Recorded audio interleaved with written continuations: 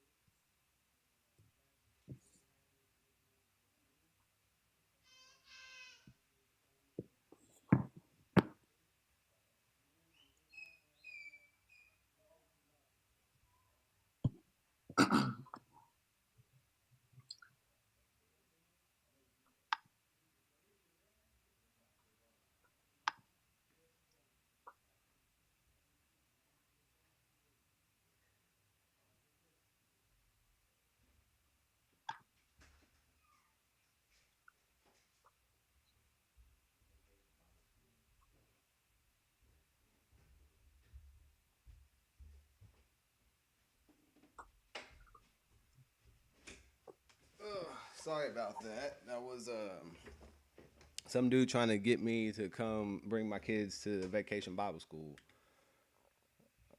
Uh, anyway, you there? I am here. All right, awesome. All right, where was I? Yeah, so basically, initializing, blah blah blah blah, creating and initializing the app. So there is um, there's actually a really good tutorial by Google on creating a Wi-Fi P2P application. And Okay. while it doesn't do everything that you um, want and need it to do, it is a great starting point for us. Okay. So I'm going to send this over and I want you to take a look. You don't even actually. Um, so I'm looking at it and it's actually saying instead of using RequestPeers, I should use the DiscoverPeers method. All right. Discover. Uh, and oh no, take that back. It's saying it has RequestPeers on here too. So you can when you see a list of discovered peers. So you got to discover the peers, and then you have to request the peers that you discovered. So it's a two-step process. Okay. All right, so I'm gonna send this over right now.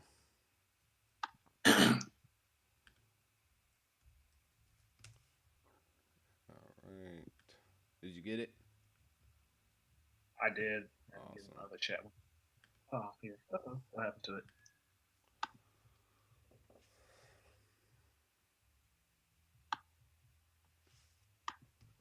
Where did it go? So All right. on your Popping up.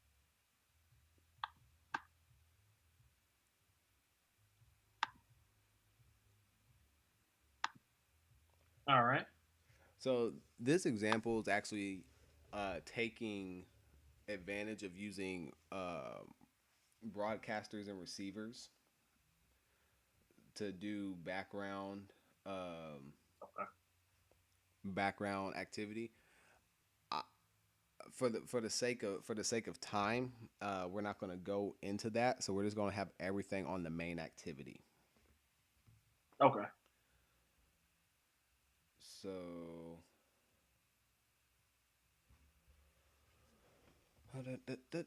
well, actually, you know what? Screw it because we're not going to have. We wouldn't even have time to do a full application right now anyway. So I think today we can go over the theory of it, and then on. Did you still want to do Friday, or do you want to do back to back? I Um. think Friday would be better because Okay. I'll try Friday because I know. Well, yeah, we can do Friday. yeah, I think Friday would be better because then you'll have time to go over this example, and I'd have Okay. time to have a working example. I'm going to do it on my Mac with the emulator, so I'd be able to stream that. I need to get some more RAM for my laptop. Like it has the potential to do everything I need. I just need to soup it up a little bit. Right. So basically, here's what you're going to have. All right, on your main activity, you want to have a one button, and Mm-hmm. when you click that button, is going to discover peers, and then once all the peers are discovered, you're going to request the peers. Uh, and the discover peers function, it takes an action listener object, and you have to implement an on success and on failure callback. So if the discover peers function succeeds, you'll do A, and if it fails, you'll do B. Okay. And that action listener is it's a Wi-Fi P2P manager action listener. And like I said, all this is in the tutorial I sent you. And Oh, so once you get down to the discovering peers part, um, that's where you're gonna have. That's where we would need to stop because we're not gonna right now. We're not going to connect to the peers just yet. We just want to see what they are. Now, you would connect to the peers if you're like, for example, if you were trying to write an application that would connect to your printer and you can print stuff. right. Uh, that's where you would need to connect. But for the sake of just the discovery, we can stop at the request peers function. Let's see. So reading through the tutorial, I'll do everything looking at the discovering peers. So I'll get to that part. Because the way that this tutorial is writing, the reason why it has broadcast receivers is because in most cases you want to build a dynamic app. So you need to look for when the Wi-Fi is on, when it goes off, if it's on but you can't connect to the internet, but you can connect Hmm. to the network. But for the sake of what you're doing, you're having a more static method. Just once you click, get on, click, and see what's there. Just trying to pull the information from the Wi-Fi as far as what the Wi-Fi sees. Mm-hmm. So you said step one in the main activity, basically just set up one button to discover the peers. Yeah, from the visual aspect. So Right. you're gonna have one button, and then the easiest thing that you could do is when you get that array list of the devices, you can iterate over it, and you can have a string. You can make a long string um, of all the device information. You can just call it a two-string method on each device, and then you'll get a big long string, and then you can output that string in an alert dialog. Okay. Uh, what I suggest, after the step after that would probably be to put it in a list view and have it so that when you tap on each device, then you get a alert dialog for each separate device or whatnot. But for the sake of getting it work, that's how I like to do it anyway. I like to make sure it works. I'm getting the data in like either a log file or in an alert dialog, and then from there I'll beautify it up. Okay. Now I have issues as far as I guess with the output when information is coming up in a text view. Do I need to make sure it has a scroll feature No, you're or gonna the well, output you, should the output be clear enough within the box there? Because in the example I showed you, uh huh. if I keep pushing the button, the information kind of like overlaps on itself, and then like Yeah, it yeah, kind of gets corrupted, basically. yeah. You Yeah. would want to add things like making sure that the view gets updated to accommodate the stuff in the text. If you had a list view, um, every time you added if new stuff added, okay, for example, let's say that you were using the broadcast receivers. So every time uh, a new connection, a new peers changed action came up. So there, you can listen for an intent when a new peer joins the network, right? So if you Right. wanted to build this app to be like real time, and it showed a list view, and whenever a new device popped up on a network, it would add to the bottom of the list. You would Okay. you would need to also make sure that the looper um, instructs the main activity to redraw the list view with the new information in the list. To be Okay. honest, actually, because we're already getting a list, as a return value, we should just use the list view in the design. And you should have one button and one list view, and that list view can take in that Wi-Fi P2P device list, and then just show like the device name and IP address. Okay. You said the Wi-Fi and the IP address, The show the device name. device name. Yeah, Okay. So I'm assuming these methods already do the work for yeah. you. These methods already grab everything that you need. The part that you need to do is more or less the visual aspect. I mean, also you have to transform the data to suit your needs too. Okay.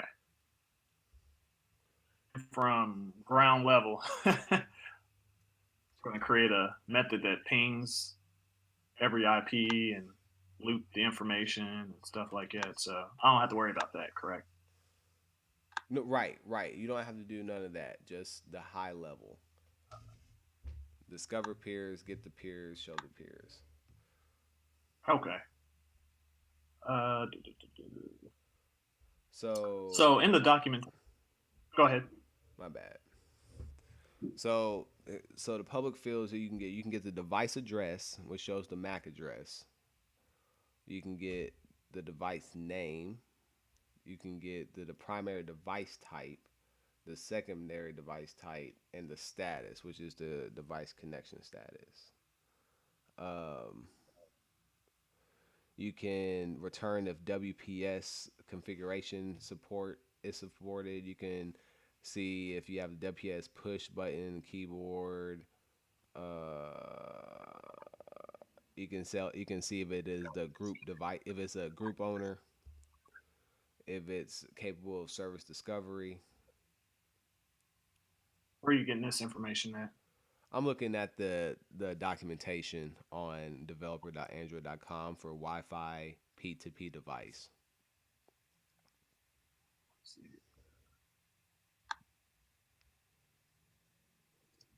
I'll just look at it. I'll just.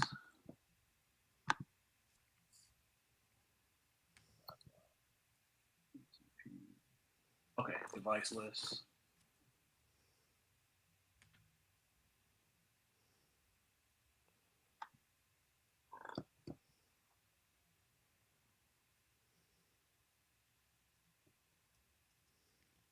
Okay. So with the tutorial here that you showed me, um, I kind of don't want to just be copy and pasting and mimicking. So how would I best retain information to be able to learn, but be able to without having So to there's copy and nothing paste? wrong with copy and paste as long as you take the time, as long as you understand what you're copying. Right. So I wouldn't, like I said, you don't really need to do the broadcast receiver stuff. So I would take the snippets for like, okay, for example, in your main activity, how much battery do I have left? I might have to get. I got 20 minutes left. All right, cool. Um, what was I saying? On the main activity, right? You know that you're gonna have what you're gonna have the following public um,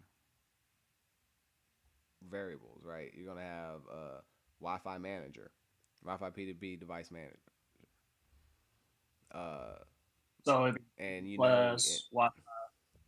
so you're gonna have to do the code for initializing the the device manager. So go ahead and just copy that code.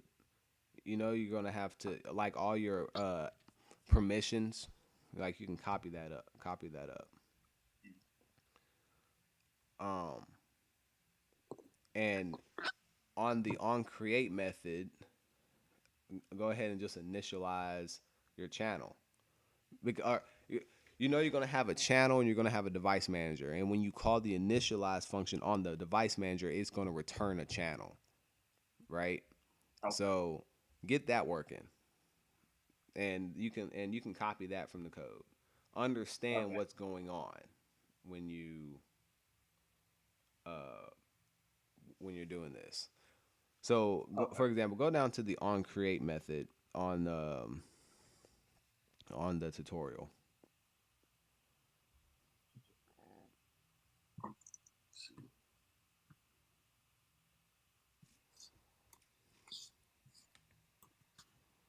In your activities on create method, attain an instance of, yeah. All right. So you see, you know, where you're instantiating your M manager class, your M manager variable. Yes. Do you understand what's going on there? Well, you're declaring the um, Wi-Fi P2P manager and manager. Yeah, so you're declaring it, checked on create, then you're calling it. Do you know why? Do you know why it has those parentheses around the Wi-Fi P2P manager before it does the get system service? It's an object, right? Right, but do you understand why it's there? No. Go ahead. So the get system service uh, returns a system service, right? Okay, yeah. And uh, a system service is like the base class, but what kind of system service do you need? You need a P2P device manager system service. So you're doing what's called a typecast. Okay. So you're making sure you're instructing that function to return this of type Wi-Fi P2P manager. Okay. And then the context is context of P2P is context of a P2P service. So Right. this app needs to get the system service responsible for handling Wi-Fi P2P connectivity. Okay. And then the step Makes below, you're initializing your channel by calling the mmanager.initialize function. And the first argument we already talked about is a context object. And the context is this context, this app. So that's why you pass the this function, the this keyword. And then the second object is the looper. So every app has a main looper, and so you can just call that get main looper function and return the looper needed. Uh, I can't really think of an instance on why you would need to have your own separate looper, but you could if you wanted to. And then lastly, we're not going to pass in a listener. So right there, Okay. that's everything that you need. Because we're not working with the broadcast listener and receiver. So now go down to discovering peers. All right. Well, now that you have this manage, or let me know when you're there. I'm right here. So now that you have the manager object initialized and instantiated, you can now call the DiscoverPeers function. And when you discover a peer, the first variable that you pass in is the channel that you want to look on, which you already got that from the initialize Right. function. So you pass in that channel. And then the second thing variable takes is an action listener. You can create a new one on the fly, and then you have to implement an on success and an on failure method because it's a callback. Okay, yeah. So on this on success, um,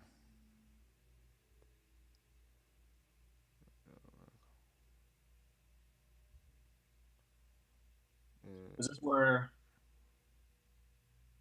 I would do a if, like discover peer, do this. If not, right. So on this on success, you would call the request peers. Okay. Oh, RequestPeers on this one. Okay.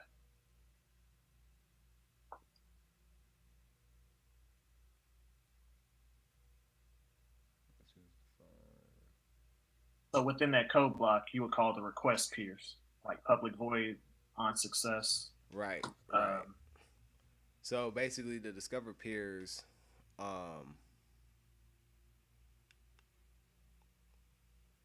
is a pinging out. You're sending out the ping to see who's on the network, and then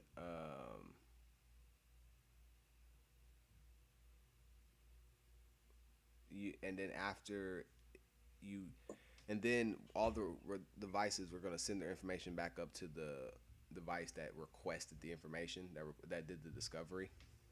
mhm. And once you get that list, you can then request the information from those people. Well, I don't know why it doesn't just do it all in one step. It has something to do with like message passing and whatnot. Okay, my laptop's about to die. Hold on one second. I need to get my charger. Sorry about Yeah. that. Wow.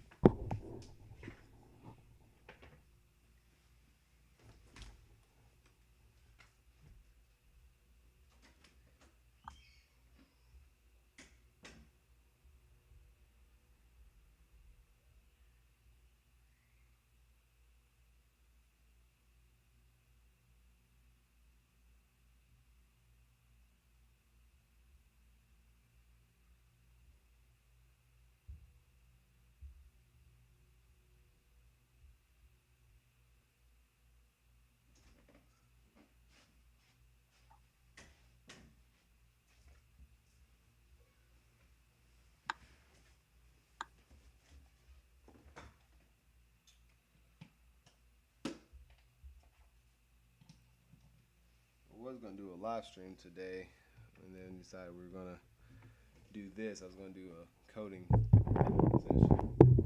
I feel like this is equally as important. All right, so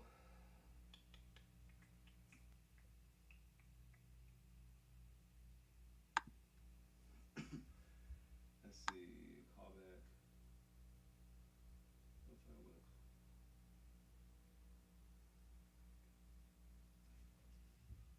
On peers available.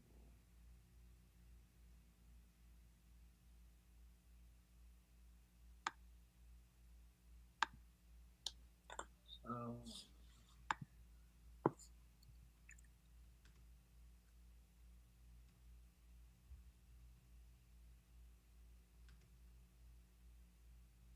Sorry, I'm reading.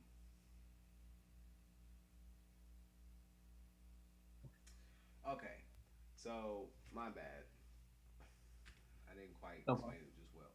So another variable that you need to have is a peer list listener, which is a listener object, and you have to implement a function on peers available, which takes in a Wi-Fi P2P device manager list. Okay, so when you call the request peers function, you pass in the channel and you also pass in the listener. Okay. And if you're using Android Studio, have it'll create those method stubs for you. Then you just have to fill it in. So after Okay. you do discover peers on success, what you goes for in a broadcast. So after you get that on success, you can then request the peers and pass in your peer listener, and then that peer listener, you have to implement the on peers available. So just like you did the new Wi-Fi P2P manager action listener, and you created a new function, a new class inside of that method call, you can do the same Right. thing. So when you do request peers, passing the channel, then new peer listener, and implement the on peers available. And then, like I said, the on peers available function takes in a Wi-Fi P2P device list of peers, and then from there you loop over the peers, and you can either put them in the list view or you can output them, save them in the database, however you want to do. Okay. So what Fing does is it puts in the list view afterwards.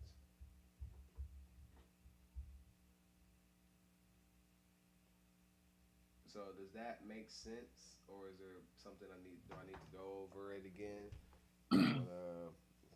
So I'm gonna start from scratch real quick. So open up a new program.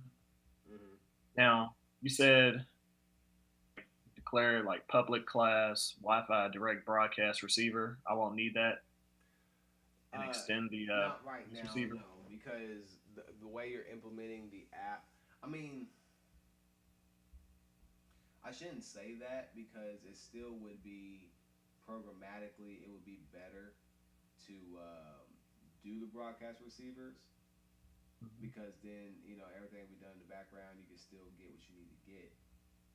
Uh, but we haven't gone over broadcast receivers yet, and I don't want to put too much on you in terms of learning material. Okay. I just don't want to skip steps in the tutorial here and get lost. Right. Well, if you feel comfortable with it, then I'd say go ahead and go for it. But you would have to read up on broadcast receivers. So I can go over what broadcast receivers are real quick. So um, the Android platform is very event driven and intent driven. So you send intents over to start new activities in your app, but you can also send intents to like global system intent, so other applications can like hook into your application. And then the Android system itself has a bunch of Right. intents and broadcasts that it sends out. For example, when the Wi-Fi network changes, or when new people are added to the Wi-Fi, like we're working on now. So, Right. uh, in order to catch these intents that are sent out, you have to have a broadcast receiver, and it sits and it listens for certain intents. And then when those intents happen, it calls code in the background. Okay. And you can also like have it like uh, once it receives the intent, it can open up the activity you wanted to, even if the app's not open. You can do network calls in the background. You can do whatever you need or want to do. So Okay. if you want to use the broadcast receivers, then I suggest that when you call when you're going to basically implement the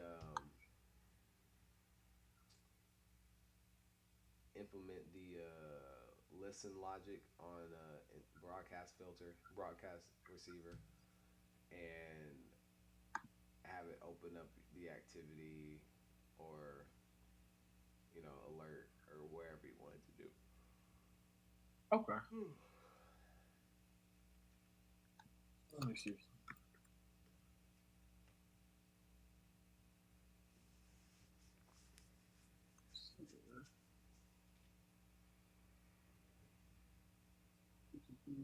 Okay. I don't think it's gonna be too bad. Oh, actually, you know what? I think you actually have to register a broadcast receiver in order to do Wi-Fi P2P. So I may have been talking outside of my neck because I'm more of the documentation. Yeah, you're gonna have to register a broadcast receiver. So let's go more in depth over what that means. So it I sent you a link on the other app. I was kind of using like declaring like Wi-Fi manager and Wi-Fi info. That was just to get information for the Wi-Fi. So I think it's along the same, I guess the same line basically. Yeah, I use Wi-Fi manager and Wi-Fi info. You said you sent it I to me think in Hangouts or Yeah, yeah, that link Oh, the GitHub. to Yeah, yeah, yeah. yeah. Yeah. So the thing is, getting the Wi-Fi information and managing peer-to-peer connections are different classes. Right, they're different. Yeah. Yeah. So yeah, you do have to register the broadcast receiver and stuff that you'll listen on. So all broadcast receivers have to implement an on receive event, and it takes in a context and it takes in an intent object. So you can get the action of that intent, and um, if the intent equals certain constants, for example, Wi-Fi P2P manager dot Wi-Fi underscore P2P underscore state underscore change underscore action, uh, then that means that you're checking to see if the Wi-Fi is enabled and notify appropriate activity. So you're Okay. that's checking anytime the Wi-Fi is toggled. That's gonna get called the state change. Yeah. There's also one. Hold on, real quick. I'm sorry. Okay. Hold on. I'm sorry. 1 second. Yes. Yes. Hello.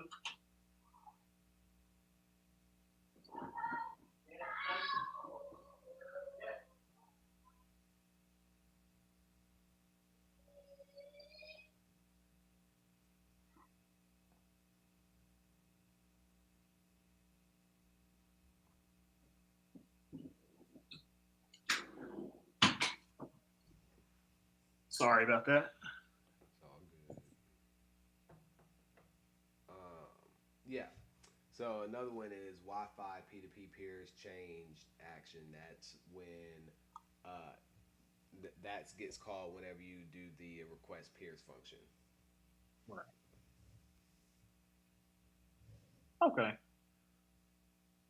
Request change. Well, my bad. Anytime the peers change, you there you would call the request peers to get the updated list of devices. I misspoke. Okay. You get what I'm saying? So Right. that flag listens for when peers join or drop, So if a new or device log in onto just when it peers on the change. network. So and then you have like P2P connection change. So that you can have stuff on the network and then their connection status changes, and then uh, the device Wi-Fi. So see if the device is on the Wi-Fi or not. So, Okay. but still for what we need to do, that still falls under. You don't have to have the broadcast receiver. So, like I said, if you want to make it dynamic where it alerts you anytime so, something alert jumps on the network, that actually might be a funner project to do. Actually, um, instead of having uh, an activity, or you can have an activity, but think of something like this: when you press that button, it starts the broadcast receiver in the background, Okay. and whenever uh,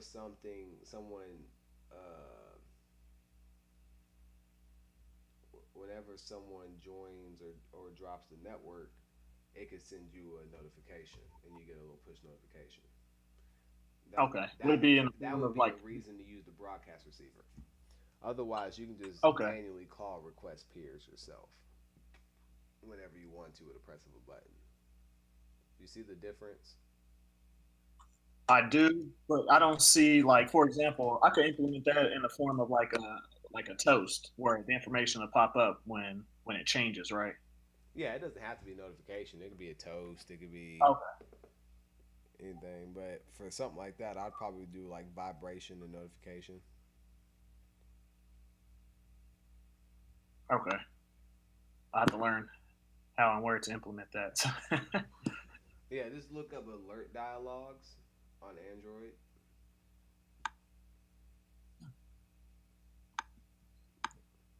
one thing we can go over next time. If I see code that like, oh, okay, this might work, I don't want to just paste it in there. Is there a certain order where certain things should go as far as methods and loops and stuff like that? I'm not sure I understand what you're saying. Like if I found a piece of code that looks like a certain function that would work with my program, I don't just want to put it in there. Is there a certain order? Like I was like, okay, well, you need to make sure you have this loop here. This needs to go before that. No, because like I said, it's event driven. Okay, So you don't, yeah, so I don't have to worry about. Okay, right, better for me. okay. So I'll probably So, start here. so Go ahead. do you understand the process and what needs to be done?